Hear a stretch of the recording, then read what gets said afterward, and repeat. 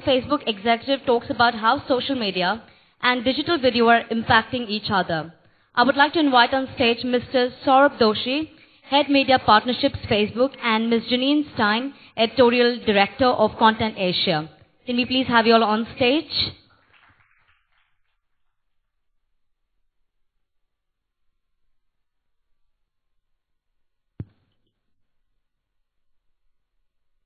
Thank you very much. And again, thanks, Srikanth, for inviting us here and for organizing this. And Saurabh, thank you very much for joining us this morning. We're going to start off with the red and green, as Srikanth said. But before I do that, Facebook India has the largest user base in the world. Second largest user base in the world, and is the fastest growing for Facebook anywhere in the world. So number one and number two. Against that backdrop, the yes and no is how many of you in the room use Instagram? Wow. Okay, you will get your Instagram accounts after this. My second question, but it's overwhelmingly yes. My second question is, how many of you use Snapchat? A bit more mixed. And finally, the third question is, how many of you use Facebook? I think your job is done. And then I'll start with the questions to you. Talk about the algorithm, because that's obviously critical in putting people's content in front of as many people as possible. Instagram is also pretty close to my heart. It's in the family, so definitely want. When we talk about the algorithm, I want to just take a step back and. So Srikanth just mentioned something very interesting. He said the technology from yesterday to today of showing the card remains the same, but hopefully that would have been the case in the digital world. It would have been much easier. And it's not. So what we have to do is obviously kind of keep working on the algorithm and bettering it. So the whole Facebook feed experience, as you see, started off in 2006, and from there to 2016. Obviously, there are a lot of people are posting a lot, and content is kind of growing on the platform, and the user's time is actually the same because the number of hours in a day doesn't go up. And so what we had to do is obviously form some sort of algorithm to show content. And really, the algorithm works in a few ways. So if you look at from a user's perspective, you come to Facebook, you kind of follow a few friends and family members, you follow a few celebrities and pages and brands, and they all are posting, right? And there's just so much content which wants to come to your feed. So what we want to do is kind of give you the 10 best content through the day, which if you were to sit on a dinner table with your family, what is the 10 things you would discuss or which matter to you? And that's our objective, right? And that's how the algorithm is optimized. And there are a few things which goes into it. One is who posted that content. So obviously we want to prioritize for you friends and family or pages you follow where you feel intimately connected or kind of you think that you kind of interact more with that. So example, you have a close friend and the friend is getting married or had a kid, and you definitely want to see or want to know that story. And so the algorithm kind of prioritizes what is your closest circle or the people you want to interact with more. And that could include media companies and celebrities and any other thing. The second is the recency of the whole thing, right? So if something is breaking or something is happening, obviously you want to know and get informed about it. And so recent posts kind of get more scores on the platform. The third is what type of content you want to see. So example, I'm a very heavy video watcher, and so I get a lot of videos on my feed, but there may be someone who has a poor data network, or has a phone which is not up to mark to watch quality videos, and so it optimizes for the kind of experience you kind of will have. And the fourth is really kind of understanding signals from a story to see whether people are liking, sharing, or commenting on it. So those signals are like really strong for us to understand whether the story should be pushed more or pushed less, because if more people are liking and sharing, especially in your network, then you are likely to kind of see it. So these are the four like basic kind of things which go into the algorithm, but obviously there are like lots of factors, and the thing to remember is that this is personalized to every individual. So on Facebook across the globe, we have about 1.8 billion users monthly as we speak, and this process is personalized to every 1.8 billion people. So if I and you were to start Facebook on the same day, have the same set of friends, follow the same pages, my feed will look very different from your feed, because we want to optimize the 10 stories when you come to Facebook which really matter to you and which should be pushed to you. That's how the algorithm works. And if you just then flip it, if you are a business or you are a content creator, or if you are an individual and you want to flip it to your use case of how you want to post it, remember these things and try to get into the user's feed.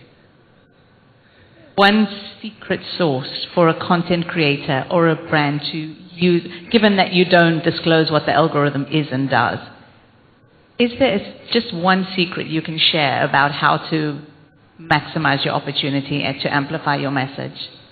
Yeah, I wish I knew it. I would be like a content creator who could go to 1.8 billion people. But again, on a serious note, there are a lot of things and variables which go into this, right? And from a really content creator perspective, I have to first understand what my content is, what's the user base I want to kind of go to.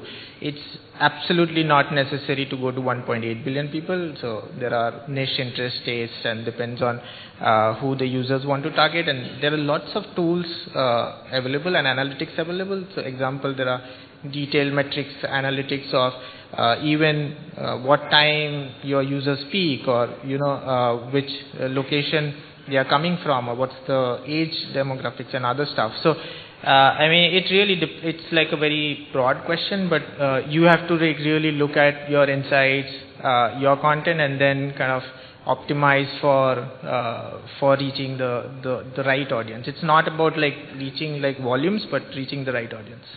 Got it. Certain genres of video do better than others, or media companies are using Facebook in a more effective way.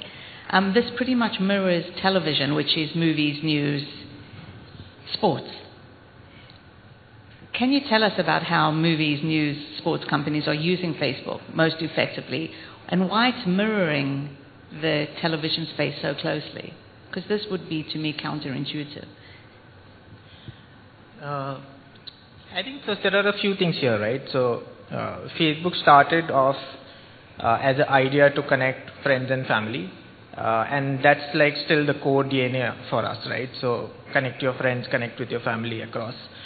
Obviously, there's a need to kind of get informed and get entertained, and so as a three broad values for us, we think friends and family, inform the user, and kind of entertain, because these are the three things you want to, when you come to Facebook, you kind of are looking forward to.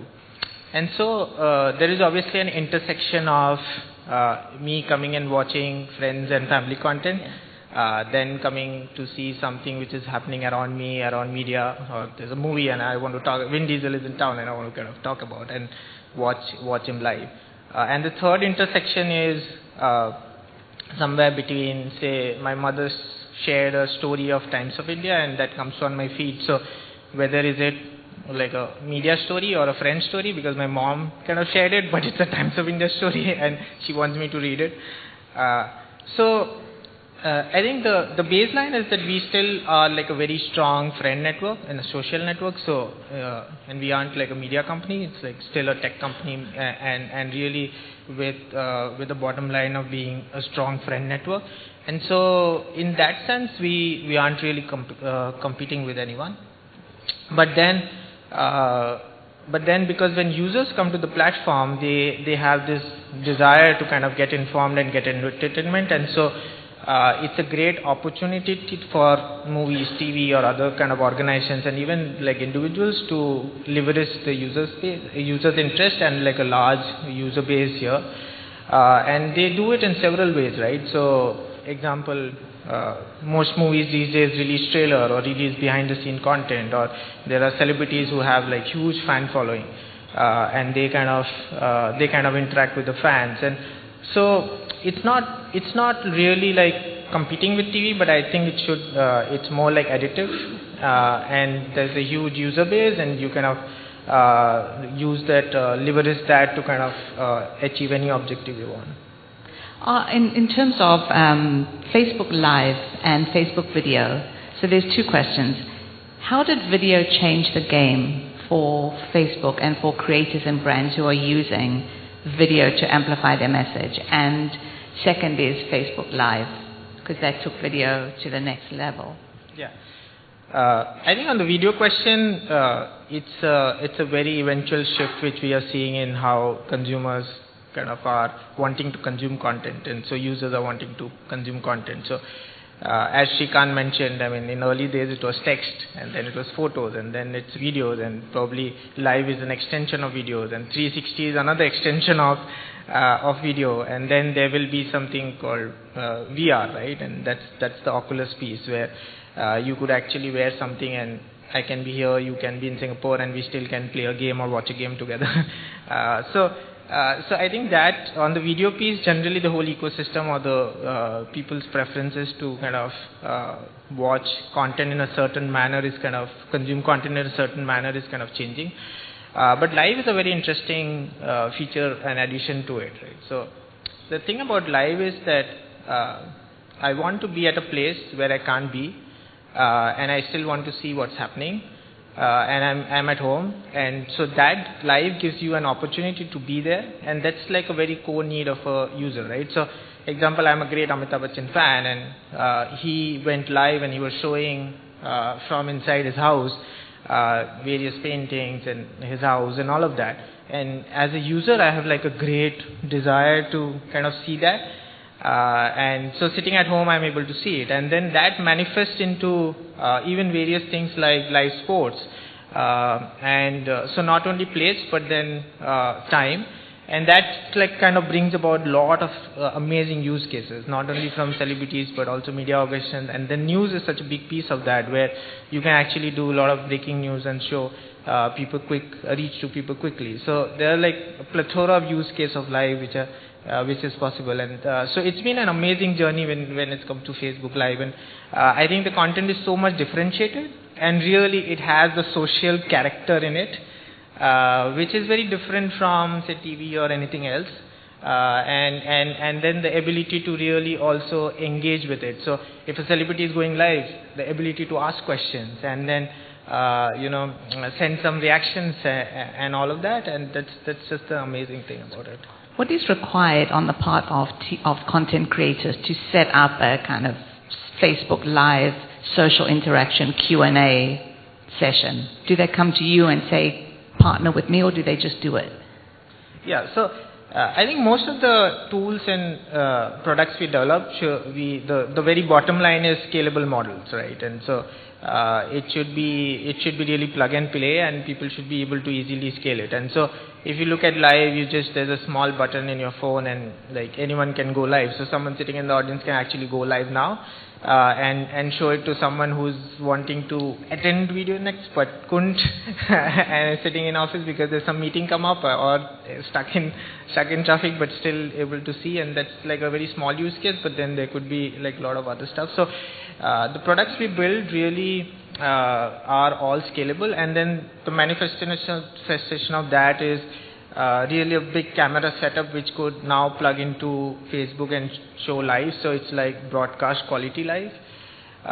So from a content creator's perspective, that kind of gives a lot of leverage and opportunity to kind of take the user through the entire journey. So example, small creators making a short film, So from the shoot location to when they start the film to behind the scenes to shoulder content to till the movie is launched, there are just so many things which can be done. And even like the protagonist talking about the movie and interacting fans and taking feedback, and then the storyline changing. So there's just so many things which could be done there.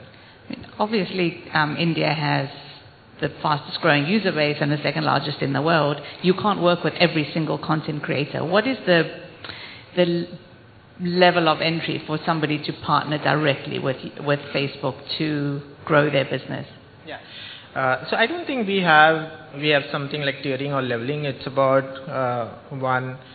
the sophistication of the content creator and how they want to leverage the platform. And like I said, most of our resources are really plug and play and easy to kind of execute. And then there is obviously help portal, and we have a media portal which you should definitely go and watch and see.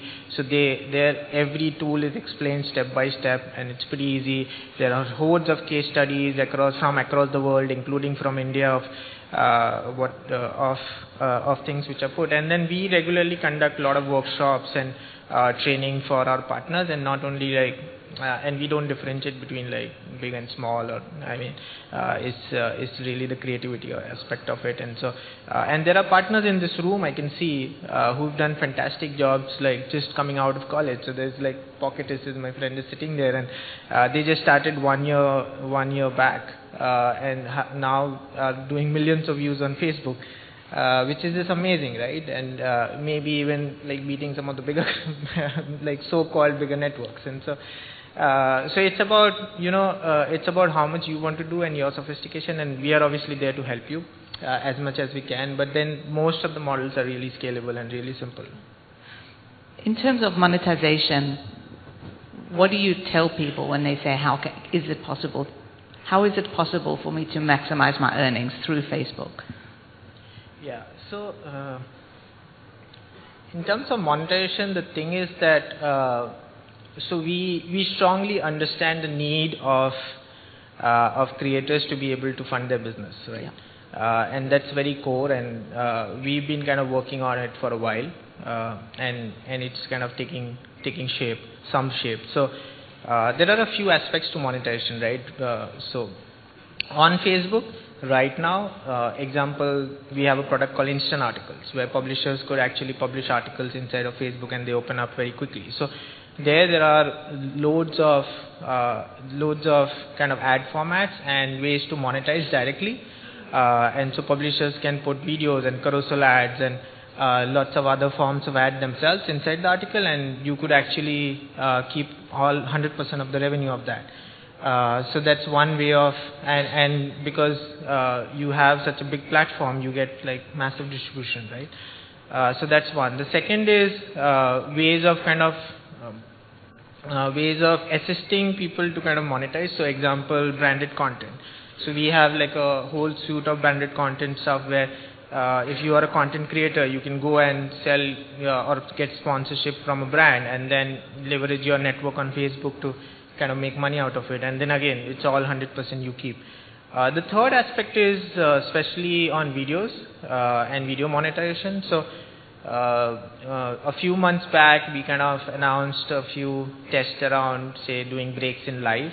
So when you go live, you could actually spend 5 minutes or so in live, and then say, hey, I'll be back in 10 seconds, and then you put an ad in between and kind of take that revenue back. So those kind of ad formats, and then extending it to other video formats where you could have some sort of ad inside of the video, are like a regular test we are doing.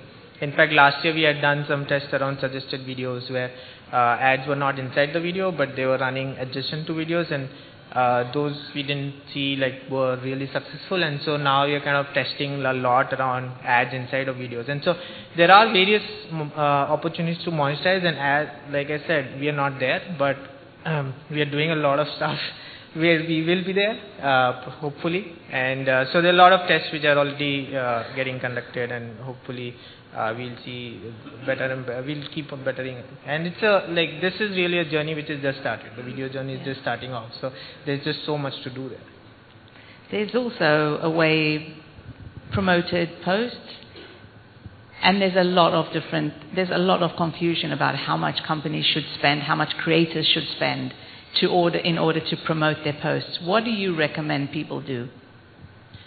Yeah, so again, it purely depends on individual to individual companies and really what they want to, really what the content is and how many users they want to reach.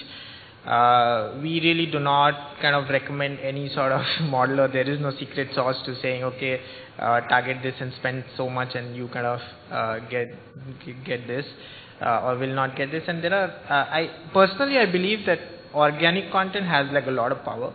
And so if you have like really good content, the word of mouth or the distribution can be amazing even without spending. And in this room again, there are companies where and partners I know of, they spend nothing, but then they do millions of video views and reach millions of people every month without spending like any money. So it's really about understanding the user, creating content which the users like, and kind of doing some of the best practices and reaching a wider audience. And talking about best practices, there's again, you'll speak to 10 people and everybody's got a different best practice on how often to post. What do you say? How often should people post?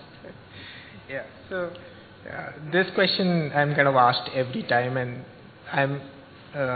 I'm so amazed to kind of listen to some of the answers which are in the market. So some people say 3 times a day, and then some people are like every 45 minutes one post, and it's just crazy. But again, I'm going back to the algorithm. So what I would say is that don't worry about how many times or at what time you have to post. Leave it to the algorithm. I explained you like how the algorithm works, and like really the algorithm takes care of all of this.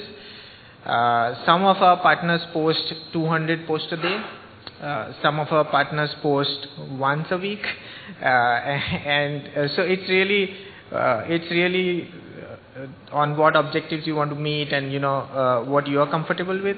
There is really no right or wrong answer, but I want to really tell you is that one thing is that do not keep any artificial limit or cap. That's just crazy. The algorithm kind of decides which content to send to which user, and so even if you post like some of our partners do 200 posts a day, they still get like massive distribution, and it's not like they are penalized or the reach goes down and all of that. That's just not true.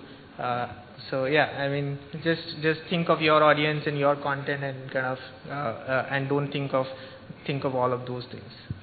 Fantastic. Well, and on that note, thinking of your audience, customization, I'll say thank you very much, Saurabh, for joining us, and thank you, everyone. Thank you. Pleasure coming.